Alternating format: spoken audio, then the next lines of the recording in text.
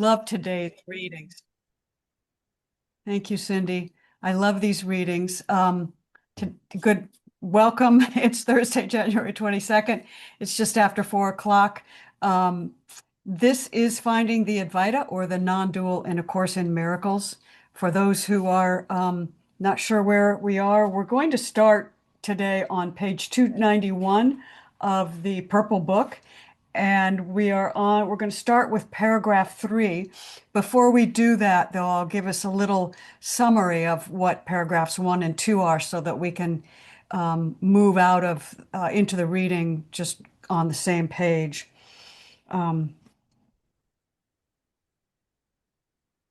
So before we begin,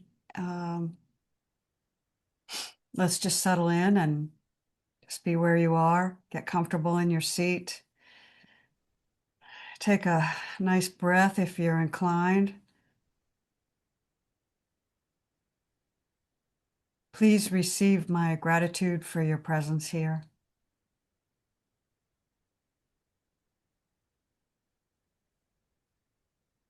And my invitation to let the day just drop off and be present in the moment.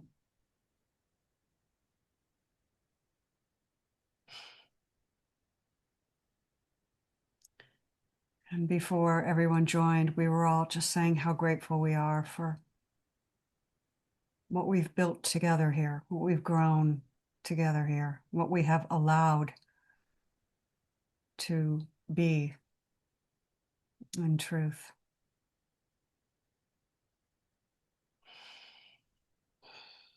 The impulse comes to gather, the quality of how we are together, how we talk, how we share, how we support, how we inquire, how we discover. This is our gift to the world. The purpose of every gathering is discovered in the moment, in the gathering, but it holds the same foundation of truth. It is to discover beauty, to recognize beauty, and to love what is beautiful. Conversation arises out of every particle of being.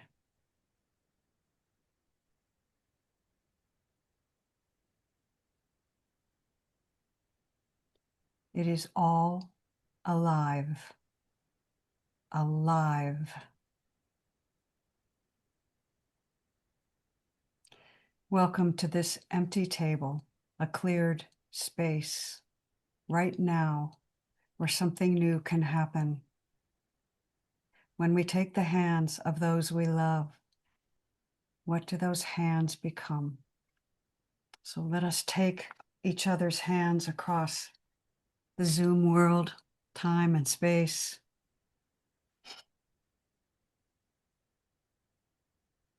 What we have created here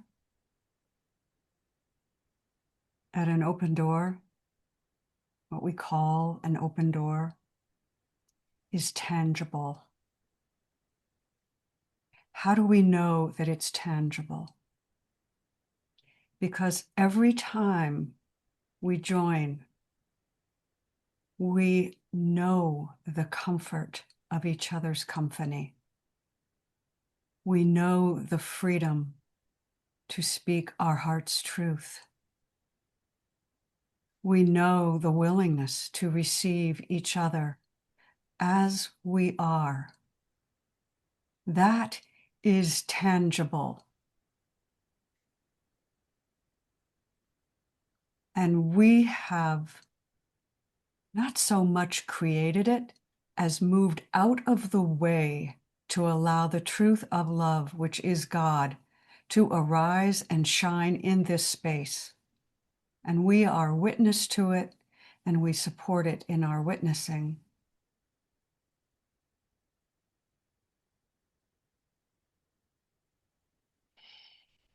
So I thank you for being here. I am so happy to be here.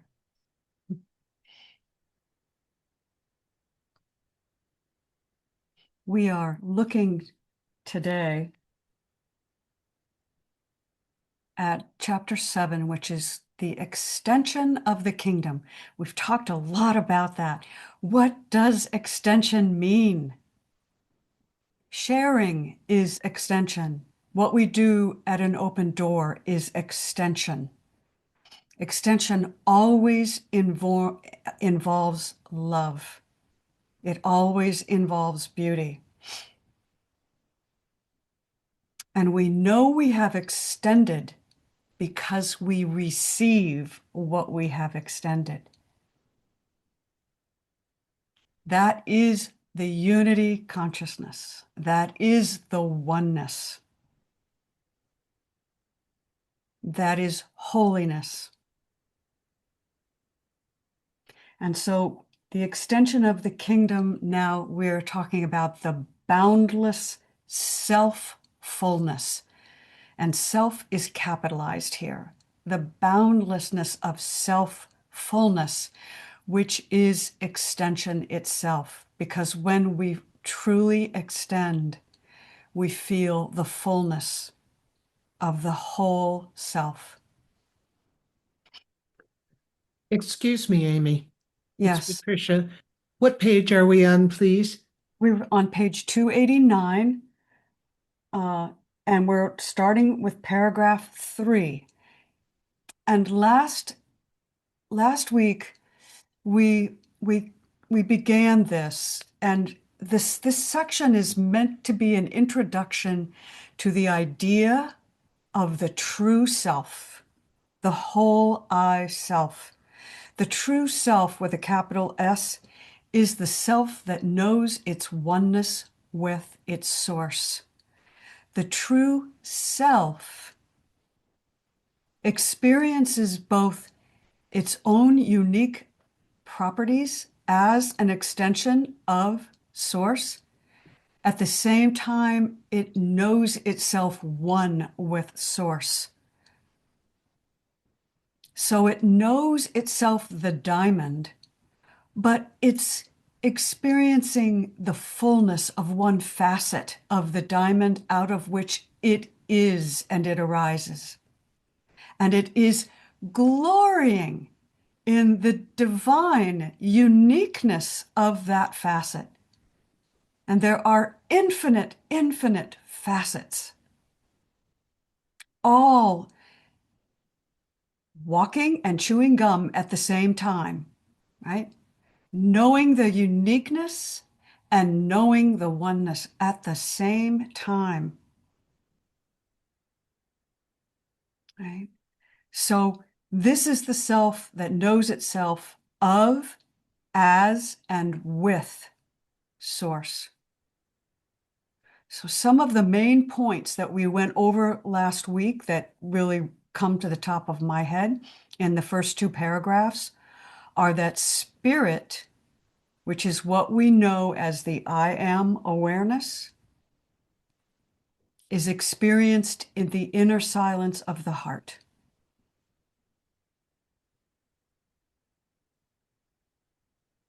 The inner silence of the heart is the portal to the understanding that all beings, all awarenesses, that includes the plant kingdom, the 2-leggeds, the 4-leggeds, the water kingdom, the kingdom of the air, the kingdom of the minerals, and the stone people, the winged ones, and the creepy crawlies. It includes the kingdom of the inner earth and the kingdom of the outer earth and the kingdom of all the planets. It's the infinite kingdom. And we experience that in the silence, in the inner sanctum of the heart. And we know that all is the self. All beings experience the I am awareness.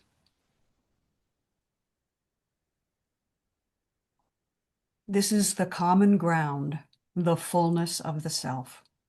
And so the self, once experienced, cannot be unknown. because it is truly remembering the true self.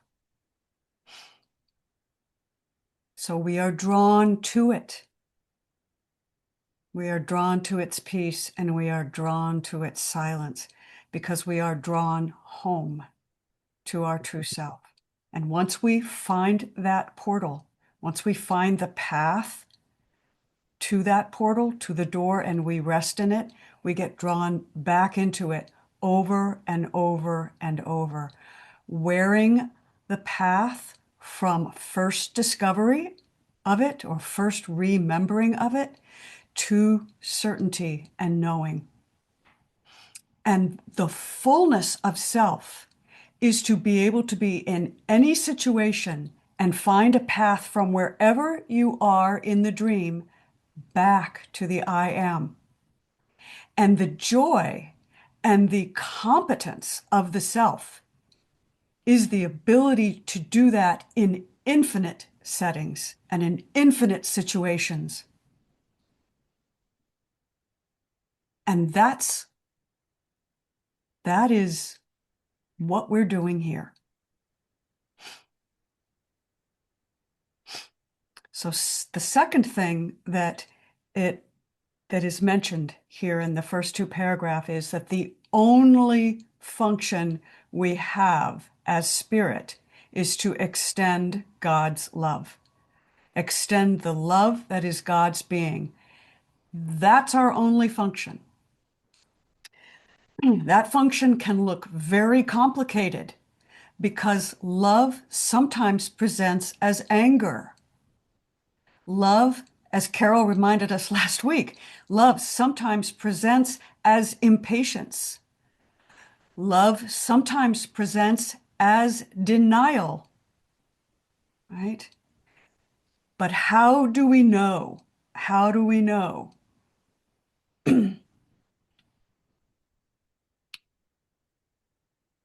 that it's still love? How do we know how to recognize ourselves as God's being, even as these expressions are arising? We go back, that's part of wearing the path back to the center. We have the expression, we have the feeling, we have the resistance to what is. We experience it. It's part of love. And then we remember what we are in truth. And that's that. Then we say, oh, I forgot. I was in ignorance. I woke up. Good for me. Great job. Next time, the distance between the two will be shorter. Maybe infinitesimally shorter, but it will be shorter. So the fullness of spirit overflows in God's love, and we are moved to extend it. And part of the extension is allowing ourselves to feel that anger so that when the one who is our sister brother feels the anger, we have allowed it in ourself and accepted it in ourself, and we can accept it in them. That is the extension. That's an aspect of the extension. Right? So those are the first two paragraphs. When we discover the law of love, that giving and receiving are one, we are good. Livy's raised a hand. Okay. We haven't even started yet. And I love this, that Livy's raised her hand. Yay, Livy. Yay, I'm here. I'm so excited to be here. Thank you so much, Amy. What this made me think about when I lived out west, I took a method acting course, and one of the exercises that I had to do with a gentleman was I had to stand in front of him and say repeatedly over and over again, right after each other, I love you, I hate you, I love you, I hate you. And what it did was the way I presented it, it was there's a very thin line between love and hate. There really, really is. You know, I can love someone so incredibly much and in a moment just want to rip their throat out, you know, and well, not really, but you know, just the hate thing. I would like to think I'm not a violent person. But that's what that reminded me of. They're so, so close. I can love someone so much and what they're doing just infuriates me. And because I know that they've forgotten who they are, you know, and sometimes I forget who I am. But love and hate are very, very close. So just wanted to share that. Thank you. I thank you for that because that's a really perfect example of the non-dual I am awareness. What is it that holds the love and hate and recognizes that the distance between the two is nothing, that they're both just expressions of emotion. They are contained, both, no matter how powerful they are, in the I am awareness. Love does not recognize, love does recognize itself because that's what we are. But it's recognized in the awareness that is aware, right? Yes. Thank you. Thank you, Livy. Yes. Um, that was Sandra. Okay, anybody else before I ask who wants to read? We're going to read from paragraph 3. Okay, thank you, Chuck. Lonnie, do you want to read? Do you have your book, Lonnie? Do you want to read from the book? Would you be second? Thank you, sweetie. Patricia, you want to read? And May. Okay, May and Patricia. All right. I'm Once starting again, with 3. yes, sir. And just a gentle reminder, if you can The see, which is, underlined. yeah, I know it's hard to see. Thank you, Chuck. You're getting really good at this. I just have to get good at seeing that underline. I know, it's hard. Hold on. I gotta go, guys. I have an emergency call just came in. I'm sorry. Okay, sweetheart. Come back to us when you can. Mhm. Ready for me? Yes, Chuck. The extension of God's being is the Spirit's only function. Its fullness cannot be contained by any more than can the fullness of its Creator. Fullness is extension. The ego's whole thought system blocks extension and therefore blocks your only function. It therefore blocks your joy, and this is why you perceive yourself as unfulfilled. Unless you create, you are unfulfilled. But God does not know unfulfillment, and therefore you must create. You may not know your own creations, but this can no more interfere with their reality than your unawareness of your spirit can interfere with its being. The kingdom is forever extending because it is in the mind of God. You do not know your joy because you do not know your own self-fullness. Oh, I wasn't supposed to go into 4, was I? That's all right. Keep going. exclude any part, exclude any part of the kingdom from yourself, and you are not whole.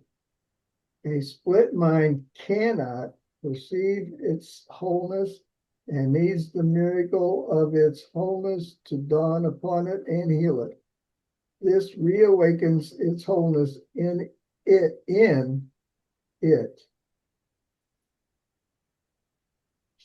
Okay, well, I'm not sure how, okay, I got, all right, 2 more.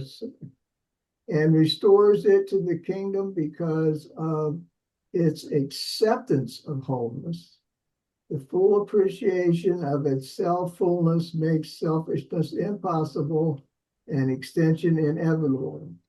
That is why there is perfect peace in the kingdom.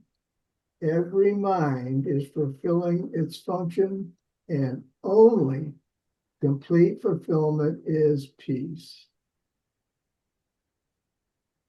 All right, I want to pull out a couple of sentences here. The ego's whole thought system blocks extension. What is the ego's thought system? Separation. Okay. The ego's whole thought system blocks extension. The ego says, I want this, but I don't want that. I can accept this, but I cannot accept that. Then this says, the next one, and now I'm in paragraph 4, line 2. You do not know your joy because you do not know your own self-fullness. You do not know your eternal nature. Right? Exclude any part of the kingdom from yourself, and you are not whole. This is why we said in the beginning, the response to ignorance can sometimes be anger. The response to a situation can sometimes include resistance. If there is no personal self, and there isn't, because we are all one in God, then you cannot exclude from your awareness the anger that arises. You cannot exclude from your awareness the disappointment or the pain or the suffering. That is all part of it. So it must fulfill itself in the self, the big self. It must be part of self-fulfillment to have these feelings that we call negative. But what the egoic sense does is it says, I do not like these feelings. I will stop them now. I will think about something else. I will do something else. But I will not allow them to move through me. I will not allow my higher self to allow these feelings to be the space in which these feelings arise and move on through. The only feelings that I want and that I will call real are things that I think are good feelings. And this keeps you from understanding that you are the true one self. Because you think you can only, you meaning the egoic self, can only tolerate and only accept what is good. And you cut off the whole self-fulfillment from yourself. You cut off the ability to go into the altar of the I am and allow all to arise within your awareness.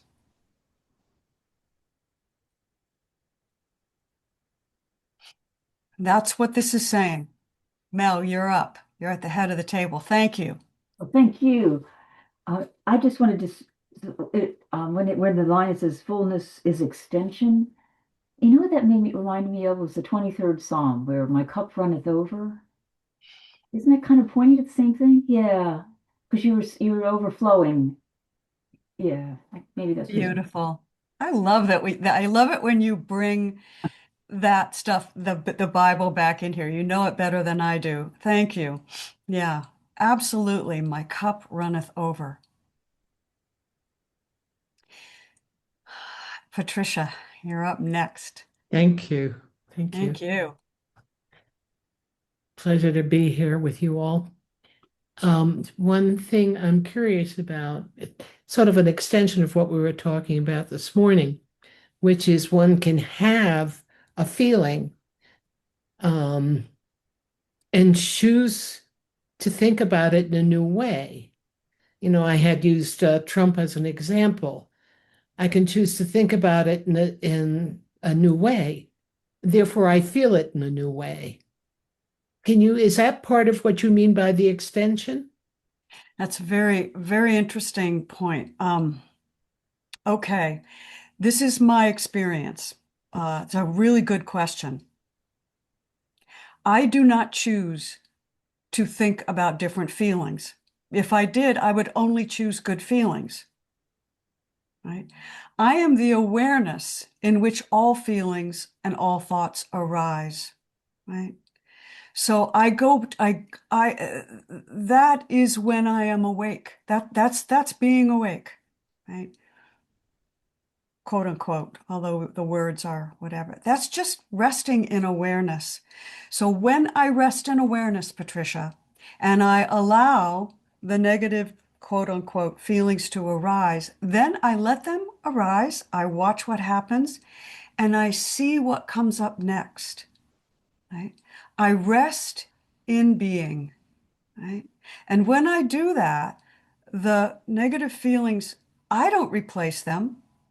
They naturally move out and something else comes in. Why? Because I haven't resisted them. So I have, and when I don't resist them, I make space in my awareness for something else to arise. And because the universe is love and God is love, it's highly likely that when I've done that, something besides anger will come in and fill the space. And if it doesn't, if there's more anger and there's more of something else, then I sit with that as well, right? Right. I let the cup empty on its own. The cup runneth over. Yes, it does. But who fills the cup? The cup is big ass self, big spirit. That's the cup, right? So it's going to unload itself as it wishes to. It's going to run over and run where it wants to. And I'm the awareness, watching it all happen and being it and being perfectly content to be it. May I continue with my question, if I may? Yes, and then May and then Carol. Okay. I was talking to a friend earlier, and what he was talking about is that if I use Trump as an example, he watches himself have two separate experiences from parts of self. He he goes into Trump, he goes into being a Trump supporter, and then the other side is who he really is, which is a bleeding heart liberal, shall we say. So here are these two sides, and he watches them come forth, each in its own way. And it's the awareness that keeps it in balance almost. Yes, yes. We can almost think of the awareness as an empty space, right? Right. So in the Buddhist, I forget who it was. I think it's the Tibetan Buddhist teacher, and I forget who he was said that meditation is just pulling an empty chair or chair into an empty room and watching what parades by. Yeah. Right. Mm-hmm. Thank you. Thank you. Thank you for that, Patricia. May, you're up next. What comes to mind is to be loved is to be known, capital K, and the principles of miracles as well. It's purely the mechanism of extension. And when you give those pearls to the other, it's just mere recognition of the mechanism itself. It gives itself back to you in totality and in pure potentiality, where there is this element of not defining what it is in order for it to show itself to you. Because if what it is extension, it's continually extending, which means there's no ceiling. And the guides talk about this too. There is no ceiling. And it is to empty, it's to empty to receive, to be in to be in recipients is to like kind of, I guess, maybe like be in the sea of pure potentiality. And that is self-fullness. And that is hope for for for people, for humanity.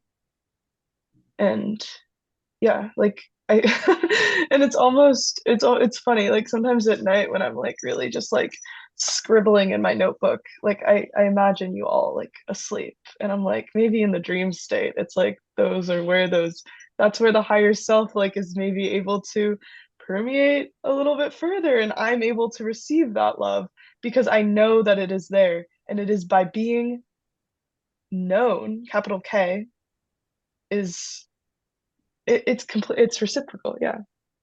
Oh my gosh. So I have to respond to you. I have this image of you doing a drawing with handing someone a pearl and the other person taking it. And what you said reminds me of the biblical phrase, I think, I coming with wholly empty hands, or maybe that's A Course in Miracles. I can't remember. But standing before Source with wholly empty hands, just in total receptivity mode. It's exactly that. And Thank you. it's you can only know the divine through experience, and experience is going to be different for everyone because everyone is existing in differentiality, which means that everything is informing everything all the time, and it's the beauty in the differentiation is what we are meant to recognize, Yes. and we are meant to respect it. We are meant to respect it in totality and not fear it at all. No fear. Can't say it any better than that. Thank you. Can't say it any better than that. Carol, good afternoon. Wow, this is really, see if I can remember what was coming through my mind, but I don't know. You said something, Amy, and then something else came up. And even with what you said, May, um, yeah, like knowing, to be known, it's to be the same thing as recognize or appreciate or allow. And somehow, something you said, Amy, with love. I mean, everything is love, but not love being niceties and good feelings and exhilaration, not that kind of love. Love is just the emptiness of non-resistance, um,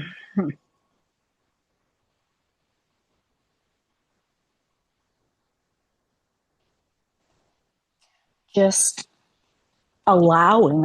You can't even put it into words because it's so rarely even experienced through these human forms. But it's the empty awareness of just contented, I don't care. Just being, right? Yeah, and it's the same thing, isn't it? The being, and it, so when we say, well, everything is love, and then we go, well, that's not love, so maybe it's a call for love, but everything really is love because everything else is an attribute of love. And the Yeah. fulfillment, the completeness is when all of it is presented and it is complete and it can't be anything else but itself. It's not in pieces of anger or rage or bad actions or bad thoughts. It's just all of it complete Yes. equals the fulfill. And it's just movement. It continually moves. Like May was saying, it's just like never stops. That's I what would I would almost say that it's not rarely experienced, it's never not experienced. knowingly, Yes, Yes, well, we exactly. forget, but it is Mhm. the forgetting is part of it because what is all encompassing can have no opposite. And it's the permeability and potentiality of Yeah, like pure it's a surrendering to it and surrendering to knowing what the experience is. It's never not experienced, it's just forgotten because it's all just the same thing. Yeah. It's just yeah, you're experience right. what It's is. clouded. Yeah, it's clouded by thought, right? It's clouded by little segments, which isn't its completeness. And now it's just, yeah. So So, I let's mean, that's my big thing is the love is not at all what I thought it was. what we've been taught. It's not what we've been taught. What we taught ourselves so that we could be and recognize, because without not knowing it, how can you know what is? Well, let's look. What you're saying is exactly in sentence 4 of paragraph 4. So let's look at that because it says a split mind cannot, underline cannot, perceive its wholeness. What is a split mind? A mind in ignorance. Ignorance of what? Ignorance of its own divine nature, ignorance of its own infinite being, right? It cannot perceive its wholeness and needs the miracle of its wholeness to dawn upon it and heal it. This is what Francis Lucille just says. It's the moment that we wake up out of ignorance. What causes that? The universe causes that, right? The Course calls it the whole I spirit. It's the same thing. It's the same thing. Then it says, this reawakens. It reawakens. We awaken out of ignorance. It reawakens its wholeness in it and restores it to the kingdom being the recognition of the one. Because of its acceptance of wholeness. Underline, because it has accepted everything as the one. As Indigo tells us, I don't know why this is happening. I don't like that it's happening, but I know that God has got this. I know it's all God. And I can just say, God, I don't understand what's going on here, but I know you're here and I'm here too. Essentially just that. If that's the best you can do, that's good enough. Right?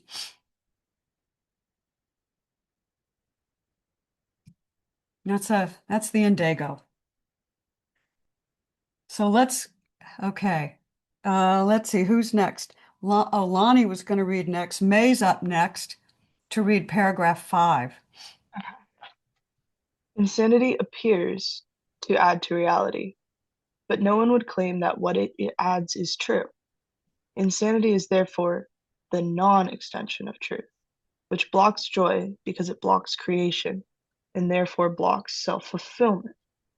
The unfulfilled must be depressed because their self-fullness is unknown to them. Your creations are protected for you because the Holy Spirit, who is in your mind, knows of them and can bring them into your awareness whenever you will let him. They are there as part of your own being because your fulfillment includes them.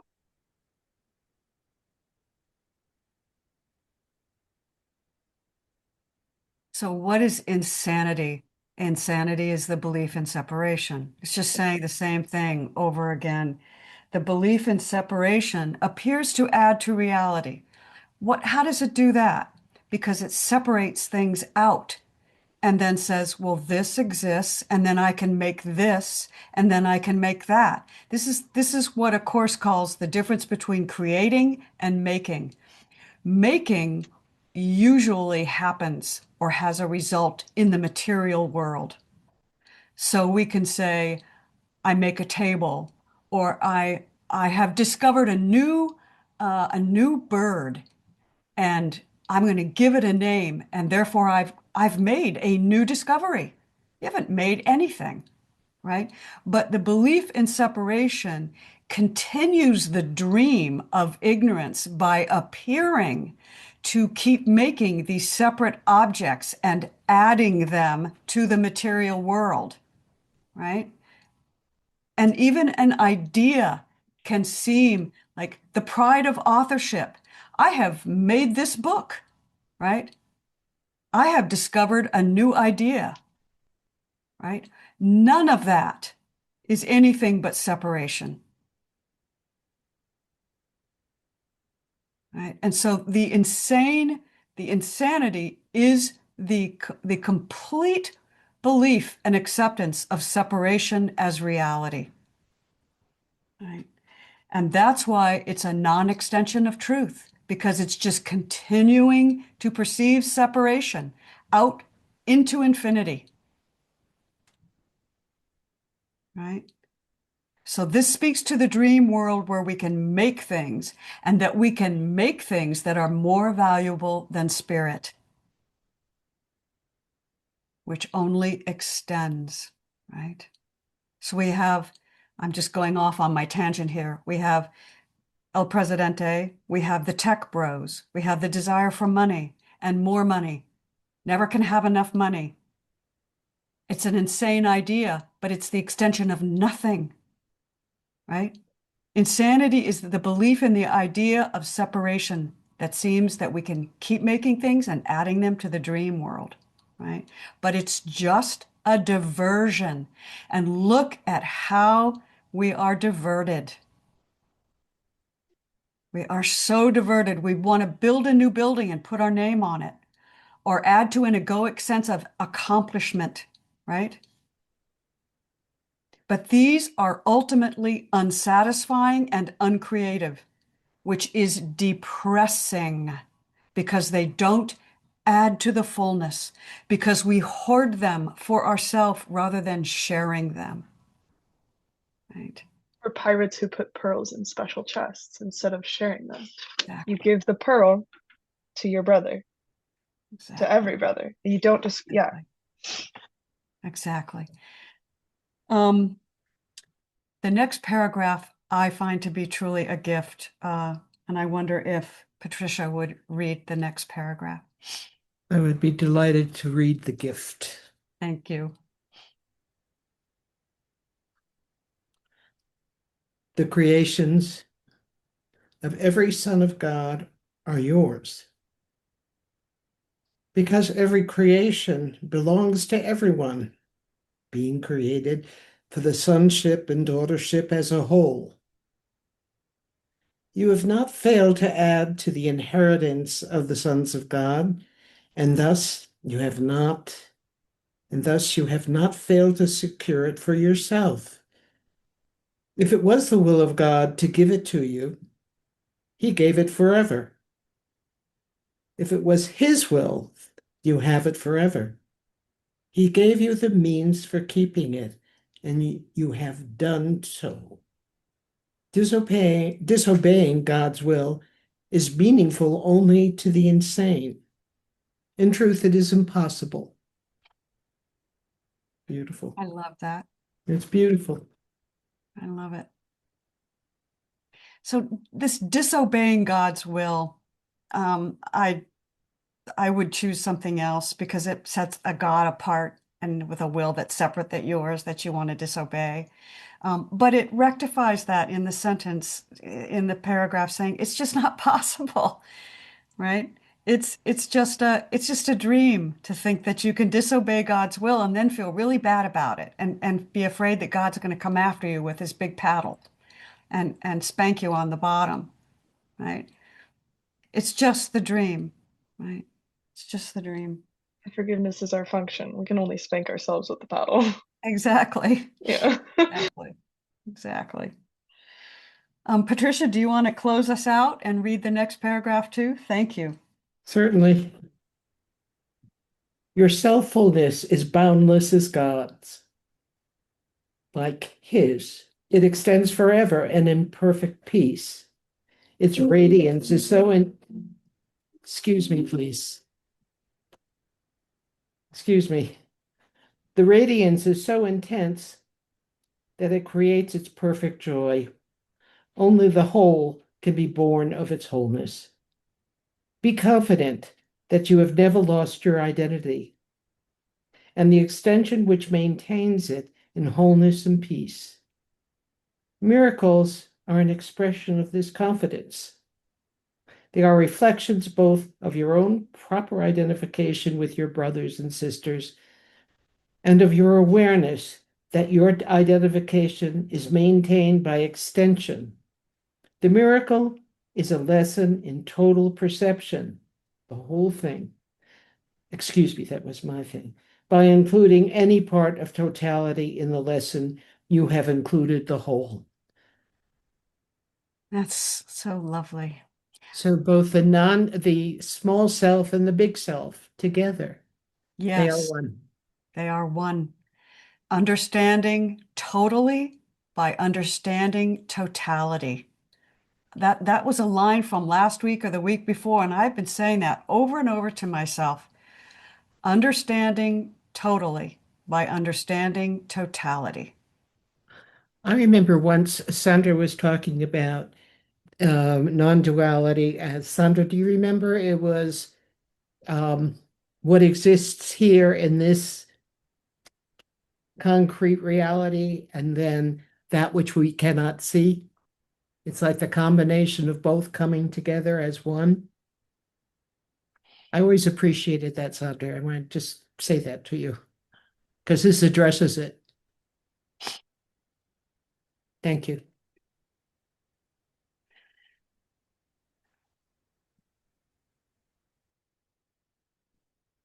Well, we have finished that section and we can begin the next one. Let's think about what the next section is titled. It's called The Confusion of Pain and Joy. The confusion of pain and joy.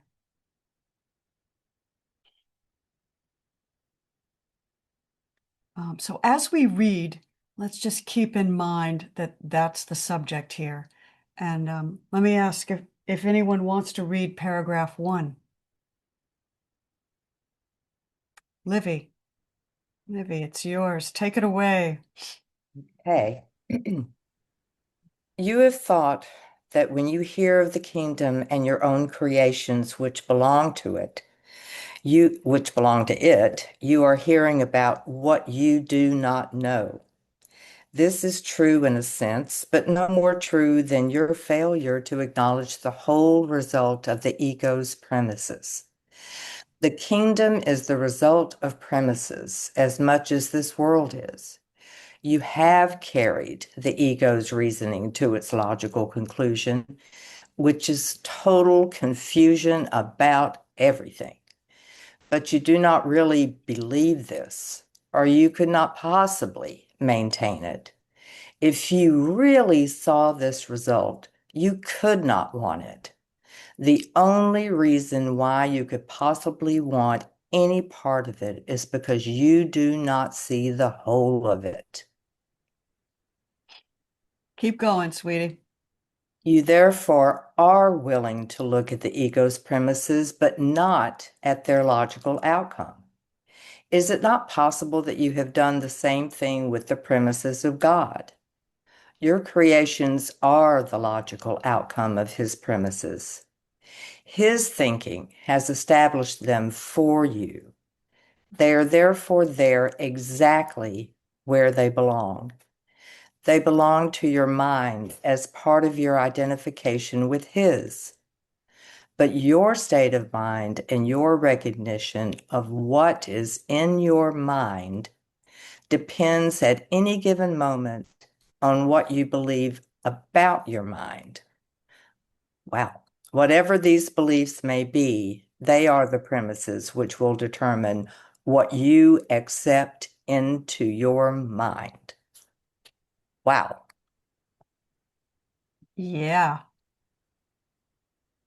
Livy, would you be willing to share with us what you think what you read means, or what pulled you in what you read most? Just the state of your mind and your recognition of what is in your mind depends at any given moment of what you believe about your mind. Yeah. I mean, Yeah. And that whatever these beliefs may be, they are the premises which will determine what you accept into your mind. And, 3 years ago and in earnest 2 years ago, it was the journey for me of really coming into the oneness and shedding and it was like a snake shedding its skin, but letting go of the attachment to the ant figure and what that meant and how I used that and the defensiveness in my body to keep me separate from everything. And then to come in here and learn these lessons and get more involved and recognize that I can't believe my mind. And I know now the exercises to do to stop and pause and recognize whose voice am I hearing here? Where am I being led? And putting that first, putting the whole before me. And it's opening up so many more doors than I ever honestly ever thought possible or ever perceived could be possible. And so that's what really resonated with me is just to recognize when I'm being led and when I'm trying to jump in. And so I hope that made sense. It But did make sense. And I think it's a perfect example of the title, The Confusion of Pain and Joy. So when we believe that we are the limited egoic self, we think that we are just the tops. It's painful to do that though. But the sense of identity is so protected, right? Because we think that's what we are. But when we actually let it go and explore beyond the boundaries of the limited personal self, we are open to things we didn't know, right? And that's what you just said, Libby. I think that's what you just said. And so Carol and then Patricia. Yeah. In reading this, it's like, so what am I at this moment? Do I believe thoughts? Do I believe the arising thoughts and the emotions?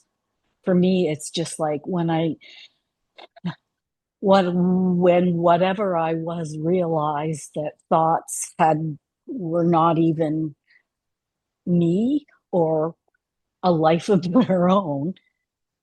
It was like they just don't really stick anymore so much. The ones that do stick don't stick for that long, but really, in this moment, do I believe the mind, which is thoughts and sensations and blah, blah, blah? Or do I know what is most prior? Most The prior. quiet. Yeah. And so anytime there's a little bit of discomfort and it's noticed, and it always gets noticed. So who cares if it's now or in 3 hours or 10 hours from now? It's inevitable. So like just that knowing that is like, fine, whatever. I don't care. It always wins over eventually. So yeah. So that's what I see in this. What do I believe this? All the everything. Thank you. And I love that you called attention to in this moment. Yeah. In this moment, because that's when it's recognized. And I know Patricia had her hand up. So do you want to say something and then Sandra? Yes, I'll make it quick. One thing that came to mind to me we were reading this is that all we want is love. We want to be loved and we want to love in return. It's really that simple Mhm. in all its complications of being alive. Yes, we want the pearl. Yeah, And that's the pearl. that's the pearl. That Thank you. image is really that May gave. Thank you, Patricia. And thank you, May, for the image. Yeah, yeah. The luminescence. And I love this. What does it say? Oh,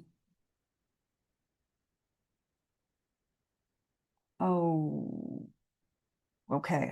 I won't try and find it. Sandra, you're up. You had your hand raised. What you got? Were you thinking back to the word radiance? Yes. I Yes. read your mind.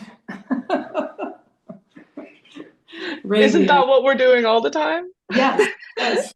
And our acceptance of that, our trust in it, is what creates the My cup boundless is overflowing. self-fullness. I just want to go back to the title of, I love that you pointed that title out, The Confusion of Pain and Joy. And I think it was earlier today that Patricia was saying, I hate you, I love you. Was that you, Patricia? Yes, wasn't it? Yes. It's the same thing. Blurring the line, and that there was a thin line, you said, between the two, and you could see how they crossed over. And that's what happens when we start seeing the totality, or at least for me, that's what's happening, this line between pain and joy, and that they can both be experienced at exactly the same time. And that I can hold all of it. I can hold all of it. Yes. This is the miracle. And it's like totally, it's the Course in Miracles just keeps turning everything on its head, that we think we know. I mean, it's just so beautiful. It is beautiful. And that we get to self-illume, same as self-fulfill, self-illuminate, and radiate that outwards with no limit. That radiation is the extension, and it goes out. It goes out physically through a vibrational field, and it touches everything. I mean, I had this in my experience with my family, and it radiates when I'm not knowing also, which is really scary. So I have to watch that and remember. And remember. And like, as you said, was it you, Amy, that said the distance gets smaller and smaller in the timeline? Yes, that's exactly what's happening. Time And is just a learning device. It's a learning device. And when we spend more and more time in presence awareness, that distance collapses. Yes. It collapses. And I love that Gary this morning said emotional awareness, brought that term into our lexicon here, that we can become emotionally aware without labeling it, and in fact, not to label it, simply to feel it without labeling, and to feel everything that arises. And then let that underlying love into it as well. And I think that's where you were saying it dissipates, because love, I mean, it's an old-fashioned saying, love conquers all. I mean, love is the mighty force. So let's let Mel in on this before we run out of time. No, it's so great. I guess you made me think, all dualism is, opposites. It tries to maintain opposites. And when, as awareness, sees there are no opposites, as you said, love or hate or right or wrong, that's just a mind trying to separate everything into categories. And awareness then can see they're all, there's no separation there. And it's just takes away the lines of distinction, and so we can, what I'm saying. Yeah. thank you. Perfect. Gradation. Thank you. Yeah, absolutely. Before Livy closes us out, I just want to share one thing. Jenny Beal suggested this, and I did this a couple years ago. I just wrote out the question, who do I feel myself to be? Not do I think I am? Who do I feel myself to be in this moment.